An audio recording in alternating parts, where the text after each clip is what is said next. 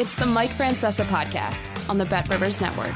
Hello again, everybody, and welcome to the Mike Francesa podcast, coming to you, as always, on the Bet Rivers Network, or wherever you go for your podcast fix. And remember, for all of your wagering needs, it's Bet Rivers in New York and New Jersey, play Sugar House in Connecticut as we head into March. And March today came in the New York area, or the last day of February, I should say. We got our first little bit of snow. First time I've seen snow all winter. And it comes on the last day of February, so we're ready for March. Spring training underway. We're a week away from the conference tournaments. Next thing you know, it'll be Selection Sunday, and away we go. And then we have made it through a very short, brief interlude since the Super Bowl. So it's not been as long this year since the Super Bowl was backed up. Two things before I get to your emails. I remember you can always send your emails to Mike Francesa Podcast at gmail.com. Mike Francesa Podcast at gmail.com for all of your podcasts. To send anything for an email, send it there. Okay, now, two things I want to get to before I get to your emails. Number one, when the Knicks got Hart, I tweeted that this would be something Knicks fans would love, that this was going to be a real bolster to their chemistry. It has been every bit that. They have played better than they've played in a long time. They now have won 6 games in a row. He has gotten a rotation, he being the head coach, has gotten a rotation that right now he's very confident in. He has it the way he likes it. There are basically 7 guys you can count on every night. And Hart has given them a big lift.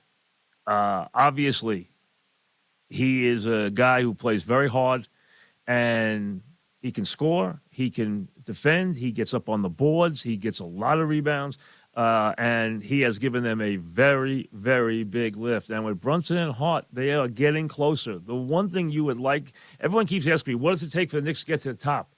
Well, in essence, I like this team if you could exchange Randall for a better lead guy. He's not good enough to carry the team in the postseason. Brunson is everything you could have hoped for. I told you he would be. I told you he would be a great signing at a lot more than they paid for him. I've always been a huge Brunson guy. I'm clearly been a very big Villanova guy in the last 10 years, so these guys clearly have been guys that I am very familiar with. Okay, and I had great admiration for. Brunson was a tremendous collegian. He's a great winning player. These guys come from a great winning background, and it shows. And they have really lifted the Knicks. Number two, and this bears a lot of watching. In my estimation right now, a week before the conference tournaments, and the Big East will be fascinating next week from a couple of standpoints. One, you always think about St. John's, which needs to run the whole tournament and gets to play in Madison Square Garden. I don't think they're good enough. Number two, Villanova needs to run the table to get into the NCAA tournament this year. But that team is capable of running that tournament now. The way they're playing, and with guys healthy, and with everything starting to fall into place. Watched them this last week, tonight against Seton Hall, Saturday against UConn. And then next week in the Big East tournament, they have to win the Big East tournament to get to the NCAA tournament. They don't have the resume. They will not make it.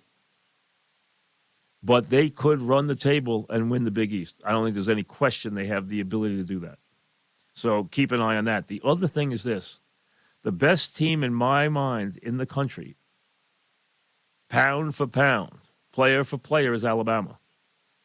But Alabama right now is in this mass confusion state based on this capital murder charge that has rocked the program.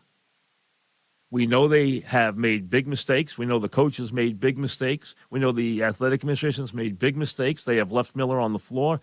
He went for 41 against South Carolina. He went for 24, including big points down the stretch in the comeback against Arkansas. He is the best player in the country.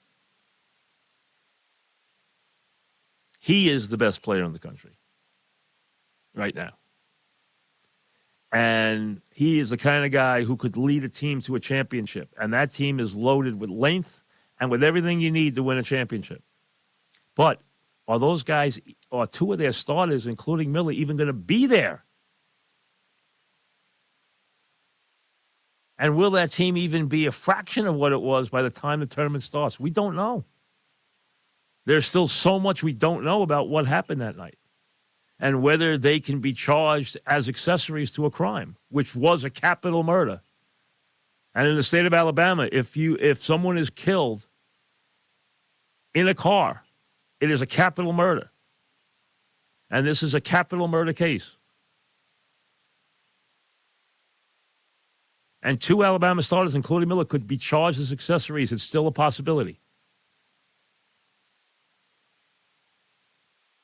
Now, obviously, they've lawyered up. Obviously, they've gotten PR firms. They've gotten everything to try and see if they can spin this thing. But the truth's going to come out, and we don't know exactly what their roles were and how big they were. Did he transport the gun there? Did he block the car that led to the murder? That kind of stuff. That means you're an accessory to a capital murder. So this is all still to unfold. And let's be honest. Oates has made some colossal mistakes.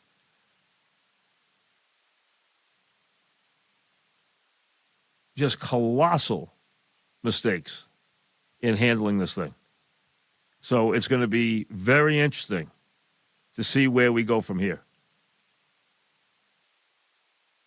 Now, to your emails, like we said, Mike Francesa, podcast at gmail.com. All right, here we go.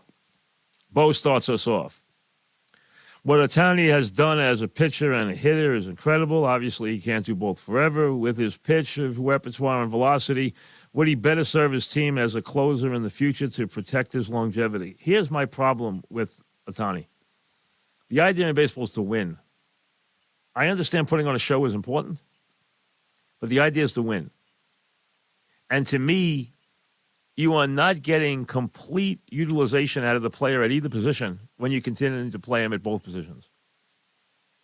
I'm not saying you cannot use him to an advantage at one of the positions, rather than not use him at all. But the idea that you're going to continue to use him at both positions at full bore is not going to happen. So it's a very interesting question. It's been a question that has been discussed forever. Would you rather have a premier pitcher, or would you rather who plays once every 5 days? And now in the world of modern baseball is usually a 200-inning performer? Or would you rather have an everyday performer who can hit 40 home runs? I doubt we're looking at it as a relief pitcher, because that would be such that it would impact, I think, if he became their closer, it would impact his offense a lot. I don't think that will happen.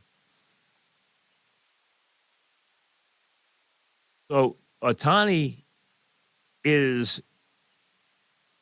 a unique gift, but does it help you that much when it comes to wins and losses, considering the price? David in New York, you have said that the 5 greatest players in no order are LeBron, Michael, Kareem, Russell, and Wilt. The reason I say no order is you can decide in the modern game, clearly, Michael and LeBron are more valuable because the worth of the center has been diminished in the world of the three-point land. Okay, it's become a different game.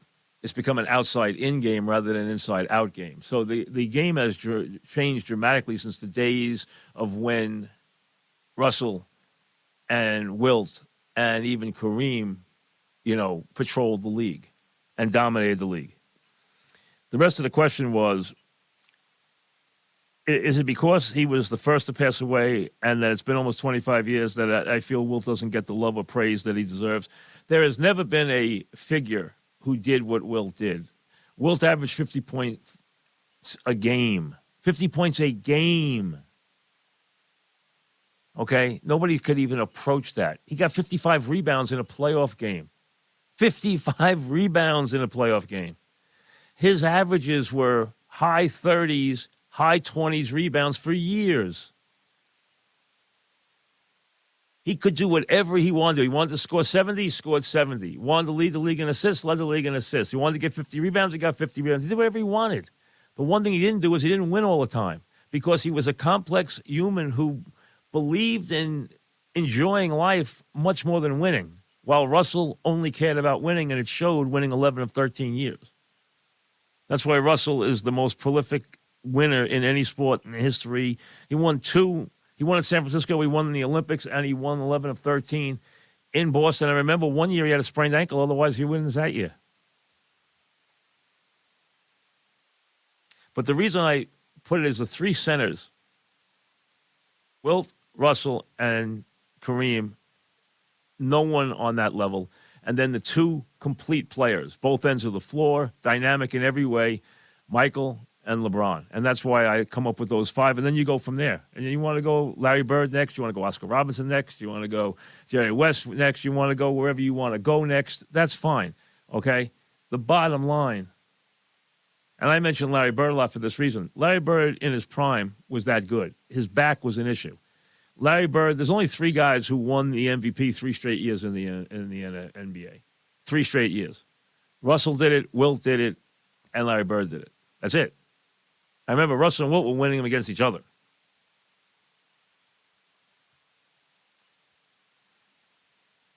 That's why I mentioned him a lot in the 6th spot.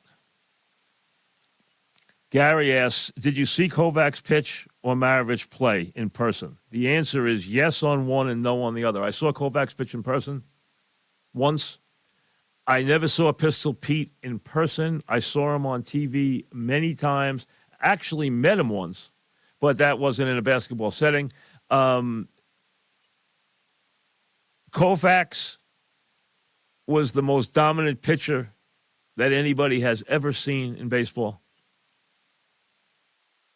Now, I wasn't around when Walter Johnson was throwing the ball by everybody. But in my lifetime, Koufax is the most dominant pitcher and nobody's second. And Maravich was a magician. But again, a guy who the show was more important than the W. That's how he was brought up by his dad. That's how his game was at LSU. That's how his game remained as he went to the Atlanta Hawks and wrecked a very good team that had a black nucleus that was very affronted by Pistol Pete. Maravich had great gifts. He was a magician. He was an artist, but he had a troubled life and a troubled career for that reason. And it was a show. Remember, he scored 40 points a game without a three-point goal. If he had a three-point goal, he would have scored 60 points a game.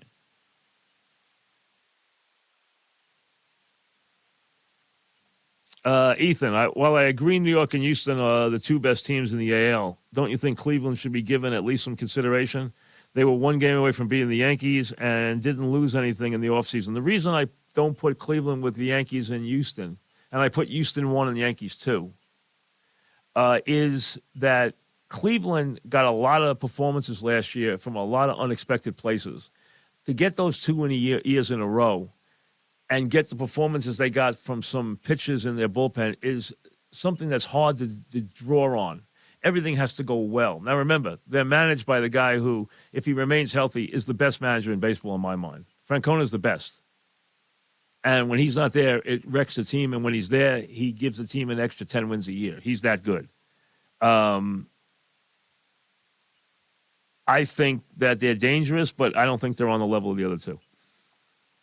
Greg from Albany, with college basketball about to hit its busy time of year and listening to what you said about Jay a few podcasts ago, my question is, where would you rank Jamie Dixon, Bo Ryan as coaches given their consistent success despite never winning a national title? Well, there are a lot of guys. Ryan had a great run. He went to the Final Four a couple of times. He never won the national championship. Jamie's done a very good job at TCU. He did a good job at Pittsburgh. He's a good coach. He's still only in his 50s, so he's got time. There are a lot of great coaches that didn't win that I had great respect for. You know, Kansas State had a coach named Jack Hartman who was a great coach. He never got a championship. John Chaney won a championship at Chaney State, but at Temple he had great teams and he had great years and he never won a championship.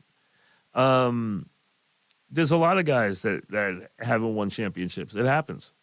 It doesn't mean they weren't really successful and have piled up division titles and, sometimes Final Fours or trips to the Final Eight and Final Fours. And, it's hard to win championships. It really is. That's why you have to have so much respect for the guys who've won multiple championships, because it's not easy to do. Regarding Aaron Judge, this is Kevin. Regarding Aaron Judge, you could argue that his 2022 performance was the best by a Yankee since Babe Ruth. To update you or to argue with you for a second, it wasn't. It's not better than Mantle's best years. Mantle's best years were a higher WAR, if you want to use that, but also Mantle's 56 was a better year than Judge's year last year. Judge had an amazing year last year. But Mantle led the major leagues in every big offensive statistic, not the American League, the major leagues. So he not only won the Triple Crown, he led the major leagues in all the big, including on-base percentage, slugging percentage, home runs, RBIs, batting average. That's an incredible year. And his WAR was higher than Judge's as it was last year. He has the highest WAR, I believe. Mantle's 2 years in the 50s are the highest WARs since Ruth, I believe. I think Bonds had one that was in there that was that close. But this is not to diminish Judge's year. Judge's year last year was sensational. Absolutely sensational. And am I ready to put him on the level of Mantle or DiMaggio? Not yet. Not yet. But he is a very impressive player. Let's see what the next couple of years bring. Josh, the situation between Bill Parcells and Bill Belichick between 95 and 2000 still fascinates me. And I still feel that the whole story of why Parcells left New England and Belichick quit the Jets has never come out.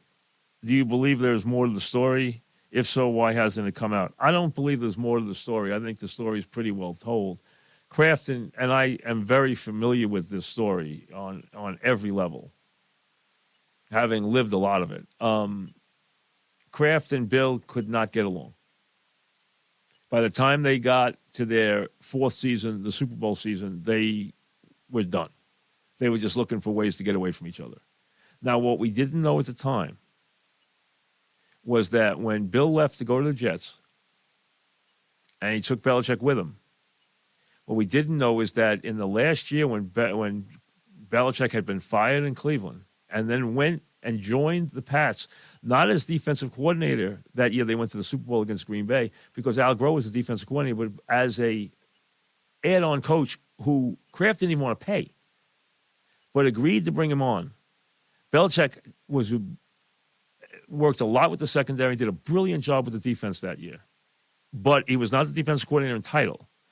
And he came with Parcells to New York. But when it came time to run the Jets, what we didn't realize that Belichick had developed a close relationship behind the scenes with Kraft.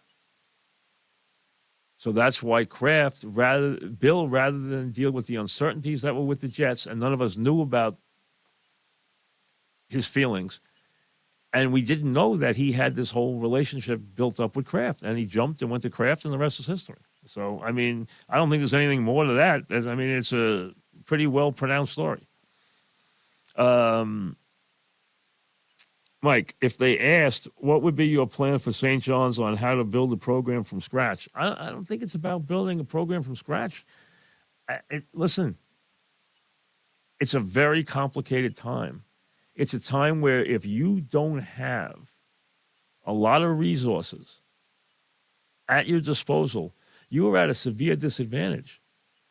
Getting players with what's going on with NIL is very important. Being able to recruit players through the portal. And let's be honest, teams are poaching players from other teams, which is what's driving coaches crazy. It's not only going out and getting an unhappy player. Now they are recruiting players off your roster. They're recruiting your best players off your roster. This is going on. This is the Wild West now, which has led coaches to leave and has led to some craziness. Now, Boeheim made some statements he had to backtrack on because he attacked a lot of schools and some of them weren't fair. which he apologized for. Was this a factor in why Jay left? I think it was, because I don't think Jay wanted to be part of the system. It's not what he believed in. I think he liked to develop players over a period of years, and he didn't want to deal with that distraction, the idea of having to go out and recruit other people's players just to stay even. Some guys will like that. Other guys will find that highly distasteful. But that's the world you live in now. Now, if you do not have a school that has a lot of resources, and St. John's doesn't have a tremendous amount of resources, it is difficult to compete. Now, what they need to do is just, I think they're going to head towards another coach. I think this coach has given it a good effort. I think it just hasn't worked for a variety of reasons. They've been close to breaking through. They just haven't been able to do it. They haven't put the right group together. They're not without ability. I think one thing they've done very poorly is they do not understand how important it is to have three-point shooters on your team. You have to have a requisite number of guys who can win on the three-point line. Otherwise, you are going to lose too many games that are close. And they are not a good team on the perimeter. And that is something that has to be able to happen. You've got to bang down threes to win a championship now. If you can't do it, it's a big problem. It's a huge problem. Now, Ian follows it up with more St. John's. Do you think Rick Pitino could end up at St. John's or Georgetown if he's willing to leave Iona? I don't think it's any secret that Rick is itching towards taking one more run at the big time. He is a great coach. He's an all-time coach. There's no disputing that, who has had problems in his past, which we can't dispute either. Without going back and reliving them, there's been problems. But there's no questioning his ability as a coach or as a program builder. Klus did a great job at Iona. Rick has done a very good job at Iona also. It'd be interesting to see how Iona, which is playing very well right now, does this year. Needs to get in the NCAA tournament. Let's see if they do. I think they will. Now, I don't think there's any secret. There is some flirtation going on with Rick in Georgetown. I have not heard anything of that kind with St. John's. With Georgetown, I think they're kicking the tires on Pitino. I don't think there's any question. And I think Pitino is very interested. And I think that would be a huge plus for the Big East. Because right now, the power in the Big East has moved into the middle of the country. Villanova's down because Jay Wright's gone. Let's see if they can get back up and have a big NCAA, a big East tournament and make the NCAA tournament. That would put them back in their standing. You have this power in the league right now is in Marquette, Creighton, Xavier. It's not in the East with Villanova, St. John's, Georgetown. Seton Hall, they have to pick it up. UConn is the one that's playing well enough to be a problem and could win the Big East tournament also. They're good enough. A little erratic, but they have talent. The bottom line is he would be a big plus at Georgetown. I don't think there's any question. I have heard rumors about him at Georgetown. I have not heard anything about him at St. John's. And I do think he will take one more run at the big time. I do. Kevin emails, if Lombardi did not step down after Super Bowl II, this is a big if, would the Packers have made it to Super Bowl III? What would the damage to Lombardi's legacy have been had he lost to Joe Willie? Would his name still be on the trophy? Well, I think part of Lombardi's aura of his legacy is that he lost the first playoff game he ever coached in. 1960 title game against the Eagles. They lost a close game. And he told them in the room, we will never finish 9 yards short again. At the time, there was talk of him going to the Giants as the head coach. He didn't go. He stayed in Green Bay. And the rest is history. They went on to a string of consecutive championships. They never lost another playoff game, ever. Lombardi was 9-1 in playoff games. He was 0-1, then he was 9-0. In that time, he won 5 titles, 2 Super Bowls, Super Bowl I, Super Bowl II. In both those games, they were not better than the Cowboys. In one game, they were clearly inferior to the Cowboys and won. The other game, you could have called it a flip of a coin, and they won. They won 2 very, very close games. And the Ice Bowl broke, obviously, a lot of hearts in Dallas. Now, if he had gone, do I think they would have won Super Bowl III? I don't think they would have won the NFC portion of it. I think they were aging, and I don't think they had another year in them. So I don't think they would have gotten to Super Bowl III. That would be my, since we're giving suppositions, I don't think they would have gotten to Super Bowl III. So I think if he had gotten to the Super Bowl and lost, it would have chipped at his aura a little bit. But if they didn't make the Super Bowl, I don't think it would have been a big deal. It wouldn't have broken his aura of winning all the time in the postseason. That was the aura. Not getting there 1 year would not have detracted from anything. They were getting old, the Packers. There was no question. They were aging. I don't think they had another championship in them. But again, it's all hypothetical because he had a way of making teams better. He just was a brilliant, brilliant leader and coach. Could you share your view of terrestrial sports talk radio today? No. There's nothing good going to come out of that. All it's going to do is create a lot of headlines. And if I say anything that is in any way critical of anybody, it is going to be splashed across newspapers, cause all kinds of mass controversy. So there's no reason for me to do that. So I'll pass, only because why would I want to do that? I have stayed away from.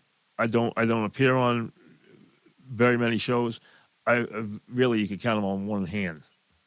Other than appearing with Doug, I don't appear anywhere. I did Sid's show once. I've only been on fan on retirement shows. I have not been on the fan at any time since I left, not once. So I don't do any local radio or anything like that on purpose. The one part of this that I will answer is, could a radio station pay 2 big personalities? Our bosses used to tell us, you guys are going to price the show. There's going to come a point where we can't afford both of you. We always knew there was that eventuality. Were we eventually headed for that? If we had stayed together for another 10 years, probably. There would have come a point where they couldn't have afforded us. Not both of us. So I think when Dog left in the summer of 2008, I don't think it was at that point yet, but it was getting close. So, but I heard that a lot from management, that there was going to come a time where you guys were going to price yourselves, where we can't pay one show 2 people this much money. We did hear that. Christina in Brooklyn, do you think there was anything the 90s Knicks could have done to get past the Jordan Bulls at least once? You know, they were close a couple of times. I can't say there's anything they could have done. They did a lot. It was just dealing with Jordan and Pippen, dealing with the greatness of Jordan, his ability in the close game, his ability to make the play when it was needed. Nobody else beat them. So I don't know if the Knicks could have been. Now, the Knicks, like we know, there was at least 1 year, and we all know the game, that could have turned the series. We call it the Charles Smith game, okay? So we know there was a game and a year, but that was the only opportunity they really ever had. And remember, the Bulls on all 6 championships never went to a 7th game. They never played a 7th game in any of those series. 6 championships, not one 7th game.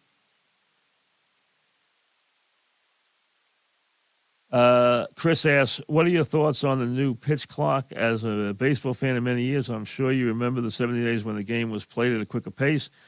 Do you think it will improve the game? Listen, I think it's going to take some getting used to for everybody.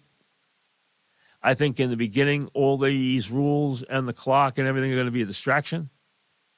I think there'll come a point where that won't be anymore. If you go back, if you're a baseball fan, I would tell you to do this. Go back and take the 1960 World Series or the 1961-62 World Series and watch the games. The first thing that's going to jump out at you is that the batter does not leave the batter's box.